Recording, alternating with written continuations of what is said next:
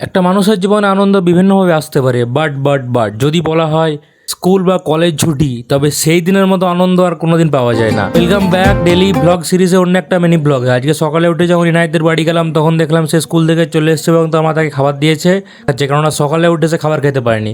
তারপরে মা বললো চ ফুচকাকে দেখেছে। ফুচকা মানে হলো আমার একটা ভাগ্নে হচ্ছে তাকে দেখতে। রাস্তায় যেতে যেতে দেখলাম একটা এমটি ছিল আর একটা মিটিওর ছিল। মিটিওর ক্রুজার বাইকের মধ্যে একটা খুব ভালো বাইক। তারপরে চলে গেলাম শপিং মলে এত জামা কাপড় ছিল যে তার মধ্যে বুঝতে পারছিলাম না কোনটা নেবো। তারপরে দেখলাম একটা টুপি মাথায় দিলাম, বললাম কেমন লাগছে মা? মা বলছে ভালো লাগে না, ঘৃণা লাগছে, রেখে দে। তারপরে আমি জানের জ্বালা সেটাকে রেখে দিলাম। ইচ্ছা ছিল নেওয়ার কিন্তু নিতে পেলাম না। শপিং মলে কিছু কেনাকাটা করার পরে সোজা চলে গেলাম নার্সিং হোমে আমার ভাগনাকে দেখতে। ভাগনাকে দেখার পরে যখন বাড়ি এলাম দেখলাম প্রচুর বৃষ্টি লাগিয়ে দিয়েছে এবং আমাদের বাড়িতে দেখলাম পাশের বাগান থেকে একটা গাছ ভেঙে পড়ে গেছে। আমরা গাছ ভেঙে পড়ে যাওয়া সত্ত্বেও বাগানের মালিককে কিছু বলিনি, কারণ ছোট থেকে আমার বাবা মা শিক্ষা দিয়েছে যে ঝগড়া করা যাবে না, ঝগড়া করলে বেশি অশান্তি ঝামেলা হবে। তাই ছোট থেকে মুখ বুঝে অনেক কিছু সহ্য করে আসি।